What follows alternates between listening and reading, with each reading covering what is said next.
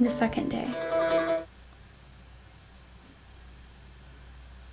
The next morning dawned in understated shades of gray and powder blue, and there was a pervading chill in the air. I lay in my futon for a few minutes like a baby, eyes shut, trying to fend off the cold, to little avail. The cold air brushed aside my blankets with ease, trailing ice against each and every bump of my spine. I was thankful when a little after 7:30, Reiko came to deliver my breakfast. Like yesterday, however, she didn't stay for long. That would have been, as I already explained, improper. However, maybe it was my ingrained desire as a writer to rattle out stories from every nook and cranny, but I thought there might be a bit more to it than that. Reiko seemed harried.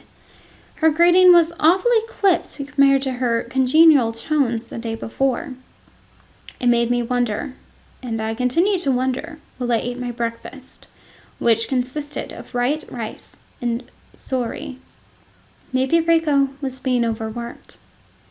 I wouldn't put it past Miss Kakeuchi, though I knew little about the woman, and it seemed unfair to judge her character based on Yosuke's observations. The way she had shouted for Reiko yesterday did not bode well. My mother had certainly never spoken to me like that when I was a child.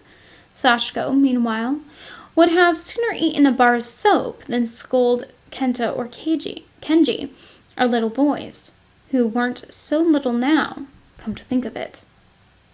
Kenta was 22. Kenji was 17.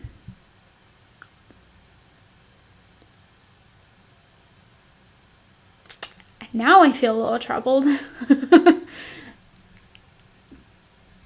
Okay, still, okay. I have to appreciate the writing of this, so it'll just depend on how this goes. Practically an adult. But children never stop being children to their parents, even when they have children of their own, and debts, and their hair starts to thin. That's just how parents are. What of Miss Kakeuchi, though? What of Reiko? It was not too unusual, I supposed, for a daughter to help her mother with the family business, particularly a business that was secreted away in the mountains and might struggle to maintain regular staff. But interacting with your mother not only as a parent, but an employer, must have placed some undue strain on their relationship, and it was obvious it was strained. That had been more than apparent, judging by the way Reiko shied away from her mother. These idle thoughts kept me busy throughout breakfast. I suppose the sari was delicious, the skin lightly crispy, flavored with just a pinch of salt, but I hardly tasted it. This time, it wasn't because I was comparing the quality of the cooking to Sachiko's. To be perfectly honest, I wasn't thinking about Sachiko at all. I finished my breakfast, leaving only the skeleton of the sari behind. Its ribcage was snowy white, the slender bones curved in a gentle arch. With a full stomach and nothing else to do, I glanced vacantly out of the window. I thought something sounded strange when I awoke, but it was only now, well fed and well rested, that I realized what it was. It was no longer snowing. I had grown so accustomed to the sound of the falling snow, the lack of it was disconcerting. It is hard to put it into words, but I suppose it was like hearing an old song, a childhood favorite, played one note out of tune. The ground was thick and heavy with snow, like a blanket. The trees that lined the end were naked husks stripped of leaves. Their branches were laden with snow, their trunks weathered with frost. The branches looked like long, slender fingers reaching into the sky, seeking refuge, perhaps, from the cold. But their pleas would not be answered. Though it had ceased snowing for the moment, at least, the weather could hardly be called warm. The snow outside shone weakly, but it was a rather poor effort. I don't think I've ever seen such a melancholy sun before, so fragile, so delicate, And so tiny, too. It might as well have been a pinprick, a pinhead, a baby's fingernail. I shifted, strangely anxious. For a few moments, I feared I really was at the bottom of a well. Even the playful wind had abated. It was quite enough to be eerie. I could hear the sound of my own heart beating. In the still silence, frozen like a photograph, there was nothing to distract me from myself. I scrambled to my feet. All of a sudden, I felt anxious, though I wasn't sure why. Worry weighed down my subconscious, but it was a nebulous and vague kind of worry I couldn't explain, because I couldn't discern the source of my anxiety. I wasn't sure how to go about placating it, and that troubled me all the more. It was better, then, to move. I couldn't stay in my room any longer. If I did, I might have gone mad. I crept along the wooden corridor as quietly as I could. It was still relatively early in the morning, and I didn't want to disturb any of the guests. Not that I had seen any other guests. I presumed there must have been other guests, though, or Reiko would not have looked so put upon this morning. While I had been lying on my futon, luxuriating in what little heat it afforded me, had Reiko already been up and about, sweeping floors and conveying messages to the cook and jumping at the sound of her mother's authoritarian tones. Now, for the first time, I felt sorry for the girl. It was unfortunate. My pity had very few practical applications. I kept quiet, my head bent, and continued to pick my way down the hallway. No matter how silently I attempted to tread, the floor creaked all the same, announcing my presence to whoever cared to listen. But there was nobody around to listen. If there were other guests, they were tucked away in their rooms, still fast asleep. It was so quiet, save for the sounds of myself and my own shuffling. I could almost bring myself to believe I was the only person left alive. The only one in the whole world. There were other guests. There were no other guests at the Izami Inn. Why would there be? If there were guests, they wouldn't be flesh and blood humans. You'd have to be crazy to come to a secluded place like this of your own accord. No, there were no humans here, only ghosts. Maybe when I was sleeping, those ghosts crept out of the shadows and held parties. They would tell stories of the good old days and play the koto and let the sake flow. What else was there to do in these mountains, even for ghosts? If they were hopeful spinsters or helpless romantics, they wouldn't find their second halves here. If they were downtrodden servants or lonely proprietors of decades past, they wouldn't find comfort here. If there were warlords or samurai seeking revenge against their defeated kinsmen, they wouldn't find salvation here. It was far too desolate. While conjuring up these stories inside my head, I failed to realize I had managed to stumble across a proponent figure of the inn's current state. That is, until said figure in question cleared her throat and gave me a curious look. Mr. Tanabe. Excuse me, Mr. Tanabe. Oh. I startled, blinking away the hazy ghosts from yesteryear that had settled upon my eyelids like the snow. And the helpless romantics dissolved into fits of tears, and the downtrodden servants bowed themselves into non-existence, and the shamed samurai skulked away into the shadows.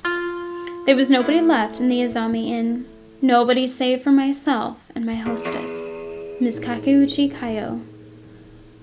I apologize, I said hastily, bowing my head.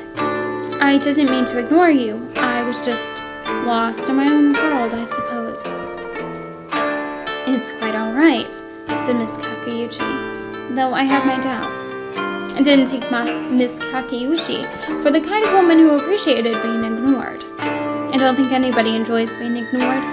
How else can we confirm our own existences, if not with the eyes of others? But Miss Kakeuchi seemed to have less patience with it than most. I just wanted to ask, Miss Kakeuchi continued, her voice smooth and soft. whether you had a pleasant night. It was fine, thank you, I responded in turn, just as she had expected, polite yet distanced. We could have been two birds passing by on opposing migratory paths, one going north and one going south, never to see the other again. That's what most human relationships boil down to. All the snow must have made me solipsistic, or maybe it was the cold. I hope the wind did not keep you awake, Miss Kakuchi asked. It took a bit of getting used to, I said casually, but I was able to settle down in the end. There are different noises everywhere you go. Tokyo can be loud at night, too. I can imagine, said Miss Kakuchi, with the air of one who did not care to imagine at all. Do you have any plans? I thought I might go for a walk. There is little else to do here, and the forest looks so very pretty. Like something from a fairy tale. It is pretty, said Miss Kakuchi agreed, but you have to be careful. I wouldn't want you to wander off and get lost. It would be bad for your business. Losing a guest would not set us in great esteem, no. She didn't even smile at my joke. I was sure Reiko would have. Go for a walk, by all means, but don't venture too far into the forest. And there should be some signs that point to Higashikawa. That's the nearest village. If you keep sight of those signs, you should be fine. All right, thank you. It's no problem, said Miss Kakuchi. And of course it wasn't. She was just doing her job. She wasn't telling me to be careful because she liked me. She hardly knew me. And I didn't think my first impressions had been all that favorable. Just as I didn't particularly like Miss Kakuchi, I got the feeling that she didn't particularly like me either. I'm not sure why I thought that. Call it paranoia, if you will, but the way Miss Kakuchi surveyed me, her eyes narrowed, left me with no doubts we were not, never could be, friends. Just try to come back before 12. You don't have to, of course, but if you want to eat lunch in the inn, that would be advisable. There aren't many restaurants around here, unless you've prepared to walk in the snow for miles or hire a taxi. I bowed my head, thanked her again, and then I left. I had no desire to look back.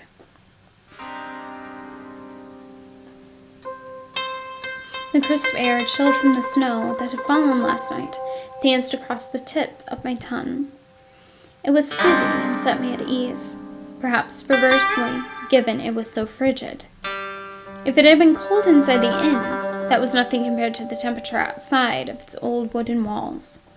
The air felt cold enough to preserve a corpse, leaving it in its impeccable, pristine condition, like a doll freshly unwrapped from a box filled with tissue paper.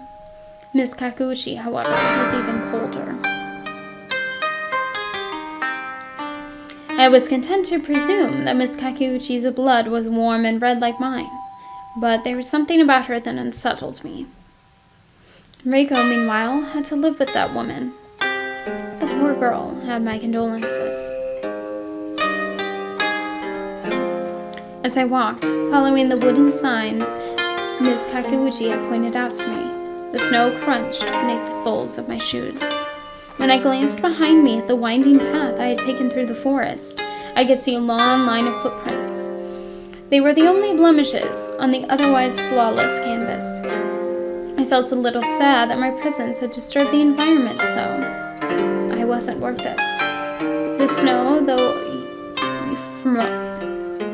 ephemeral, why can I not say these words today, seemed to have far more value than I did. It was prettier, at any rate, and probably brought people more joy. Most of my poems, my novel included, were rather gloomy works. The critics had panned my novel particularly, claiming it was rather too maudlin, and not realistically so. Perhaps that was because I was writing from a position of privilege.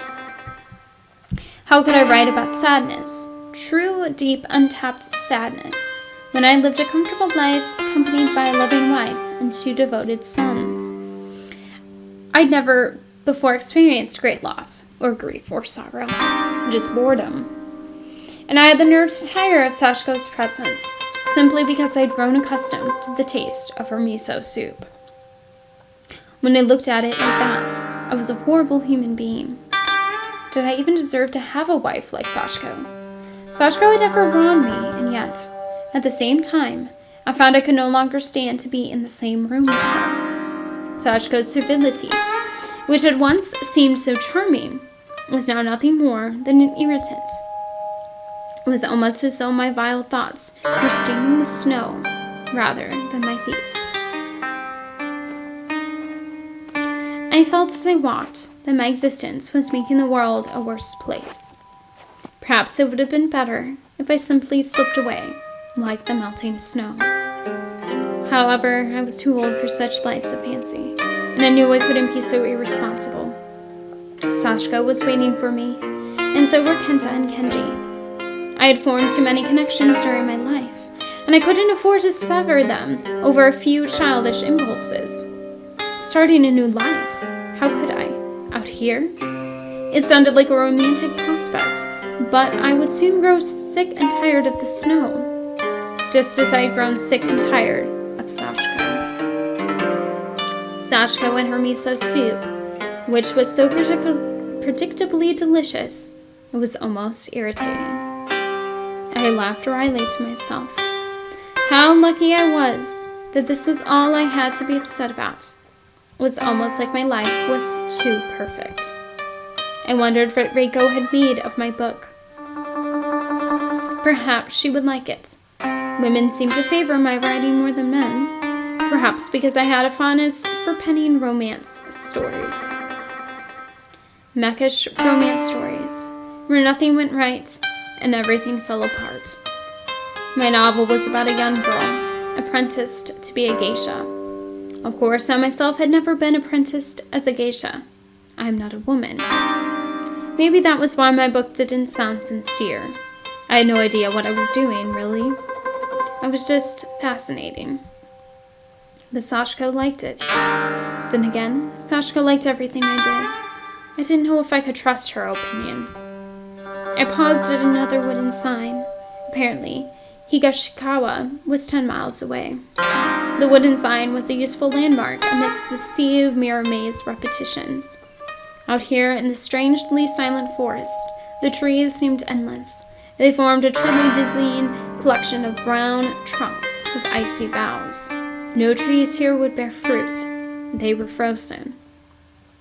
A robin tittered overhead, the delicate figure of the bird hot amongst the branches, its head tilted to one side. Its colorful feathers seemed to glow against the snow, a splash of orange against the white. My walk brought some much-needed color to my face. My cheeks were flushed with blood, and my fingers were tingling pleasantly from the cold. I returned to my room at midday, with the intention of secluding myself beneath the warmth of my kotatsu, but... Oh!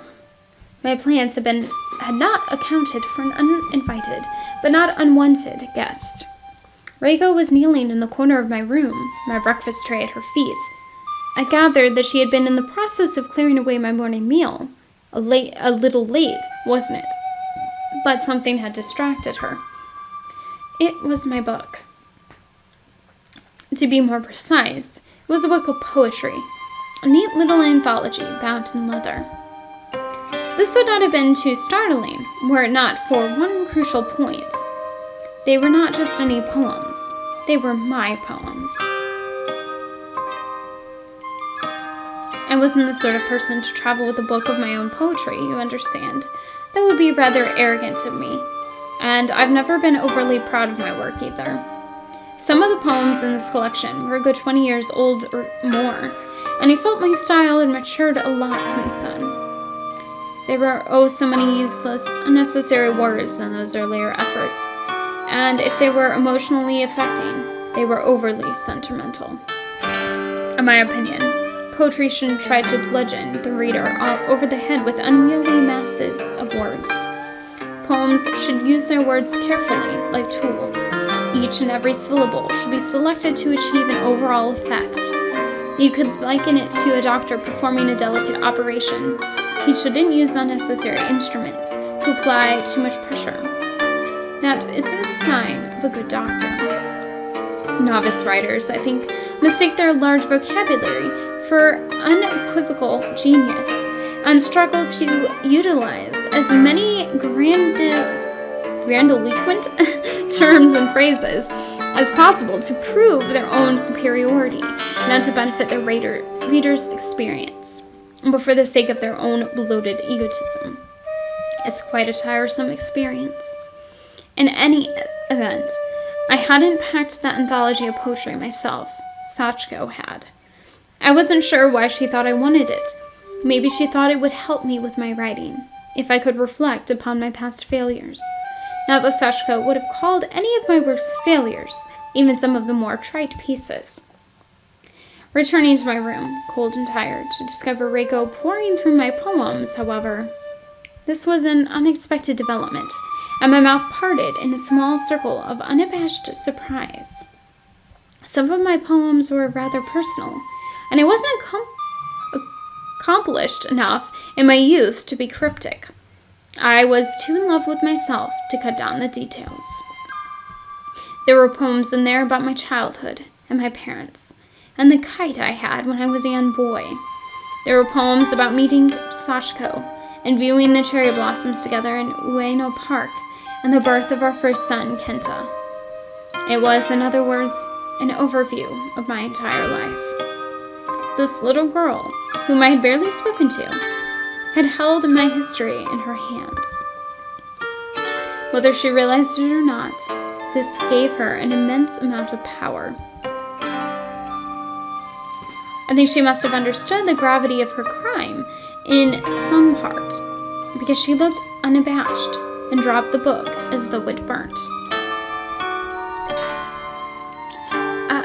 I'm sorry, she stuttered. I know I shouldn't have, but I was cleaning away your breakfast stains, and then I saw this in your case. And I know I was wrong of me, and I was just so curious. It's all right, I don't really mind. I understand completely if you want to file a complaint. I'll accept any kind of punishment. And then she broke off, blinking in surprise. Did you say you don't mind? Well, I coughed and ran one hand through my hair. I suppose this is somewhat embarrassing. I'm not overly keen on that anthology.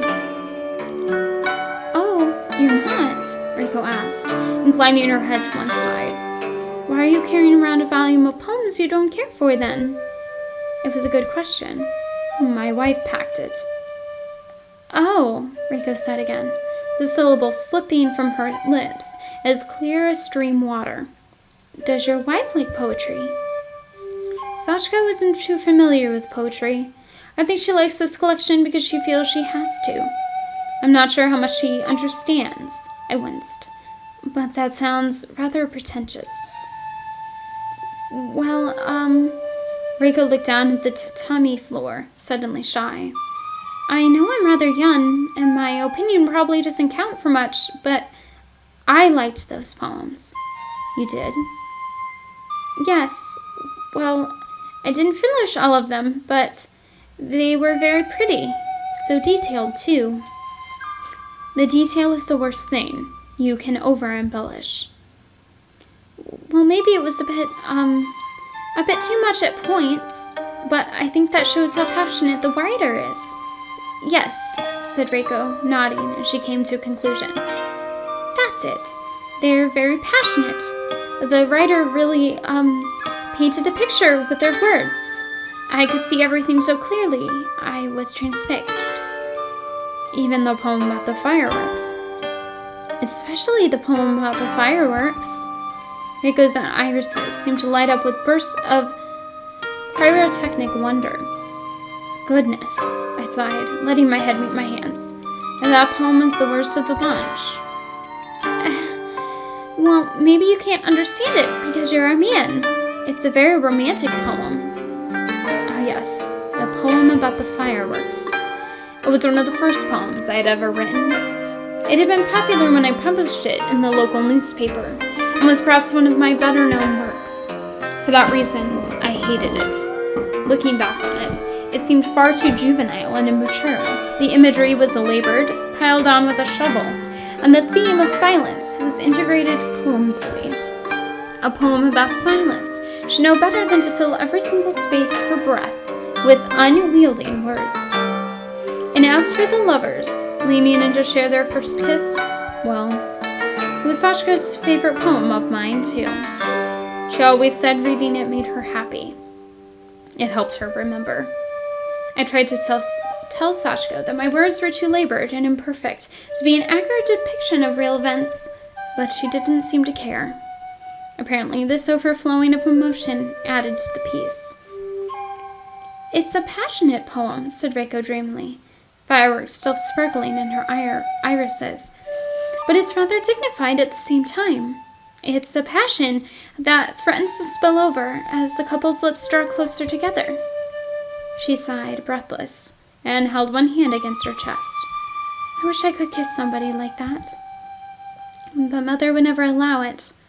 I'll die without ever being kissed, and then maybe the people in Higashikawa will tell ghost stories about me. It seemed like quite a maudlin end for such a young girl. Maybe that was why Reiko looked so troubled. I've never seen fireworks before, but that poem was so vivid, it helped me imagine. Reiko shifted, her face a little flushed from her sudden confession. Perhaps she was embarrassed. I felt a bit embarrassed on her behalf, but she didn't duck her head or try to hide behind her hands. I came to clear away your breakfast half an hour ago, but I got so taken in by these poems, I forgot what I was supposed to be doing. It was the fireworks poem, especially. Of course it was. It was always a fireworks poem. Perhaps it wasn't such a bad piece of work then, if Reiko rated it so high. But a stubborn part of me didn't want to accept that. I had written it years ago. Surely I had created finer works since. But did the quality of my craft matter when the general public preferred my older pieces? More imperfect in their construction, yes, but perhaps more emotionally charged because of their naivete. I wasn't really sure how to feel. I was pleased Reiko enjoyed my poems, but at the same time, it was a bit unsatisfying. It isn't nice to think that you haven't progressed at all in your craft, and in fact, may have gone backwards over 2 decades. 20 years. That's a long time. Too long, rather, to cling to youthful remembrances of first kisses stolen beneath the star-filled sky. I didn't know what to do with myself after I read the poem, Reiko confessed. I just sat there thinking. I wet my lips with my tongue. All of a sudden, my throat felt rather dry. If you don't mind me asking, what did it make you think about exactly? Oh, all kinds of things, said Reiko. I thought about festivals I'll never go to, and pretty clothes I'll never wear, and boys I'll never kiss. She smiled sheepishly. What am I saying? I must sound so selfish and uncultured, reading such a pretty poem and only thinking about myself. I bet there are deeper themes in there, and I'm too stupid to see them. The author would probably be mad at me. Oh no, I said. The author wouldn't be mad at you at all. In fact, it's quite the opposite. How can you be so certain? Do you know them? Quite intimately, in fact. You see. I paused for dramatic effect, amused by the theatricality of the whole thing. In that moment, I could have been a disciple of the kabuki theater. Reiko stared at me expectantly, her hands clenched into fists. For a few moments, it seemed as though neither of us could breathe, but wasn't that foolish. I already knew the grand reveal, that Reiko didn't. Not yet. Tanabe Eiji, I said, gesturing to the front cover of my anthology. I'm not sure if I gave you my full name yesterday, but Well, I spread open my arms, modest expression on my face. That's me. Oh. Reiko looked at the cover of the book and back at me. She stared. Then her lips fell open, and that neat little ring, so perfectly formed I half wanted to run a thread of cotton through it, and her cheeks flushed. It was remarkable, really, how red she could become when it was so cold inside. It was less cold, however, with another body to keep me company. Reiko's mere presence seemed to make everything cozier. Then does that mean the one who wrote these poems was... That's right, I wrote them. Oh, but I hastened to append, because Reiko seemed to be on the verge of a breakdown. Some of these are rather old. I might as well be a different man now. Certainly, nothing I'd written since the advent of fireworks had achieved such levels of popularity. Unfortunately, this attempt to placate Reiko did not have the intended effect. Her eyes were wide open, pupils swimming about in the whites, and she opened and closed her mouth with juddering motions, like keys stuck on a typewriter. I can't believe it, she exclaimed. And then she bowed so deeply she almost knocked her forehead against the floor. And here I was, talking about the author's intentions and acting so high and mighty when you were the one that wrote it to begin with. I must have sounded so stupid. You didn't sound stupid. I'm flattered that you like my poems so much. It's touching. If only it had been a poem other than fireworks. But I said maybe you can't understand. I can't believe I said that. Of course you understand. It's your poem. You know far more than I do. That isn't necessarily true. Hearing a new perspective is always refreshing. There's a chance I could be conveying themes even I didn't notice. And each piece of writing means something different to every person that reads it. We all have different experiences, and that helps us engage with text in different ways. But what if I read it wrong? There isn't a right or wrong way to read a poem, and I'm not a teacher. I'm not grading you on this.